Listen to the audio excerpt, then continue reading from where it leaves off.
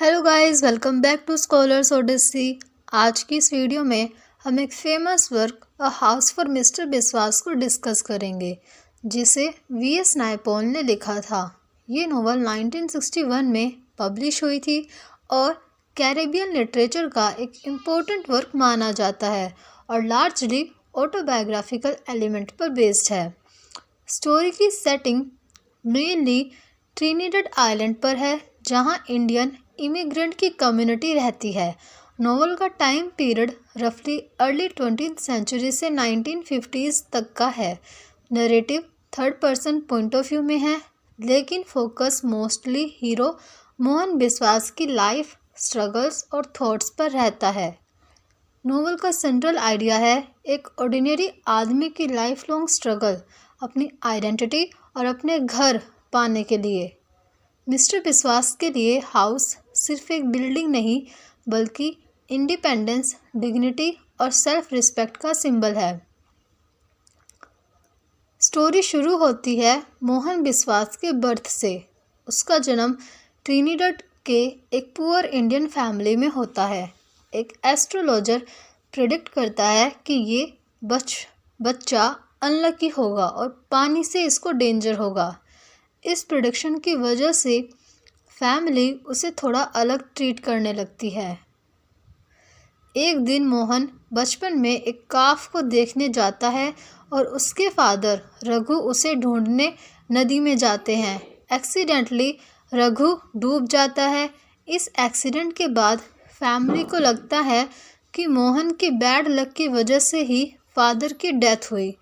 Father की death के बाद फैमिली इकोनॉमिक प्रॉब्लम में आ जाती है और इवेंचुअली सेपरेट हो जाती है।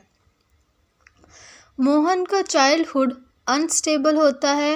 वो अलग अलग रिलेटिव्स के साथ रहता है और छोटी मोटी जॉब्स करता है। कभी वो साइन पेंटिंग सीखता है, कभी शॉप में काम करता है। इस टाइम पर मोहन के अंदर एक स्ट्रॉन्ग डिज़ायर डेवलप होती है कि वो लाइफ में इंडिपेंडेंट बने और किसी पर डिपेंड ना रहे। मोहन एक दिन पेंटिंग का काम करते हुए तुलसी फैमिली के घर जाता है। वहाँ उसकी मुलाकात श्यामा तुलसी से होती है और कुछ सर्कमस्टांसेस में उसकी शादी उससे कर दी जाती है। श्यामा की फैमिली एक्सट्रीमली पावरफुल और डोमिनेटिंग है। मिसिस तुलसी और उसका ब्रदर इन लॉ सेठ पूरी फैमिली को कंट्रोल करते हैं। शादी के बाद मोहन को हनुमान हाउस में रहना पड़ता है। ये तुलसी फैमिली का ह्यूज जॉइंट हाउस होल्ड है, जहां सब मेंबर्स एक अथॉरिटी के अंदर रहते हैं। यहाँ मिस्टर बिस्वास को लगता है कि उसकी इंडिविजुअलिटी ख़त्म हो गई है। वो कॉन्स्टेंटली इंसल्ट और कंट्रोल फील करता है। मोहन बिस्वास को तुलसी फैमिली का डोमिनेंस बिल्कुल पसंद नहीं आता। वो बार बार ट्राई करता है इंडिपेंडेंट लाइफ जीने की। एक टाइम पर वो हनुमान हाउस छोड़कर द चेस नाम की जगह पर सेटल होने की कोशिश करता है।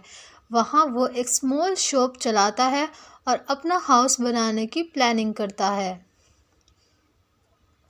लेकिन कंस्ट्रक्शन वीक होता है और एक स्टॉर्म में घर गिर जाता है। ये मिस्टर बिस्वास के लिए ह्यूज डिसअपॉइंटमेंट होता है। बाद में तुलसी फैमिली उसे ग्रीन वैली एस्टेट भेज देती है।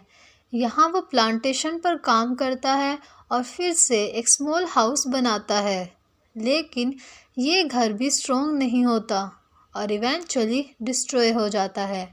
मिस्टर बिस्वास को फिर तुलसी फैमिली पर डिपेंड होना पड़ता है। इस तरह नोवेल में रिपीटेडली दिखाया जाता है कि मिस्टर बिस्वास का ड्रीम घर बनाना बार बार फेल होता है। फाइनली मिस्टर बिस्वास एक न्यूज़पेपर में जर्नलिस्ट की जॉब पा लेता है। ये जॉब उसे थोड़ा स्टेबिलिटी और कॉन्फिडेंस देती है। अब उसके बच्चे भी बड़े हो रहे होते हैं, स्पेशली आनंद बिस्वास, जो इंटेलिजेंट और एम्बिशियस है। जर्नलिज्म की जॉब के साथ मिस्टर बिस्वास ग्रेजुअली मिडिल क्लास लाइफ की तरफ मूव करता है। लाइफ के लास्ट फेज में मिस्टर बिस्वास एक स्मॉल इम्परफेक्टेड हाउस खरीद लेता है Sikkim street port of Spain में।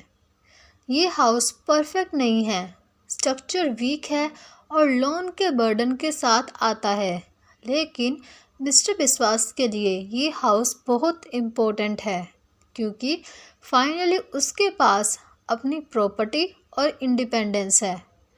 अब वो तुलसी फैमिली के कंट्रोल से फ्री हो गया है।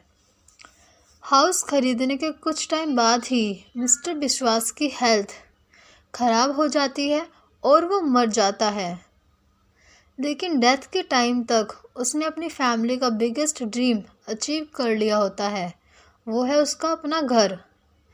इसलिए नॉवल का एंडिंग ट्रेजिक होने के बावजूद सिंबॉलिक विक्ट्री जैसा फील होता है। तो यहाँ पर हमारी नॉवल का एंड होता है। अब हम डिस्कस करते हैं इसके themes. Identity and independence. Mister विश्वास की पूरी लाइफ एक स्ट्रगल है अपनी आइडेंटिटी और इंडिपेंडेंस पाने के लिए। Next theme is symbolism of the house. House सिर्फ फिजिकल बिल्डिंग नहीं है, ये फ्रीडम, डिग्निटी और इंडिविजुअलिटी का सिंबल है। Colonial society.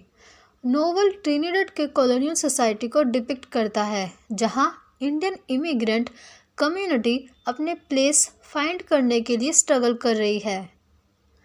Family control and individual freedom. Tulsi family collective power को रिप्रेजेंट करती है, जबकि मिस्टर विश्वास इंडिविजुअल फ्रीडम को रिप्रेजेंट करता है। Failure and persistence. मिस्टर विश्वास रिपीटेडली फेल होता है, लेकिन फिर भी अपना ड्रीम परस्यू करता है। आई होप आपको ये नोवेल अच्छे से समझ में आई होगी। If you like this video, subscribe, like and share with your friends. Soon we will meet in the next video.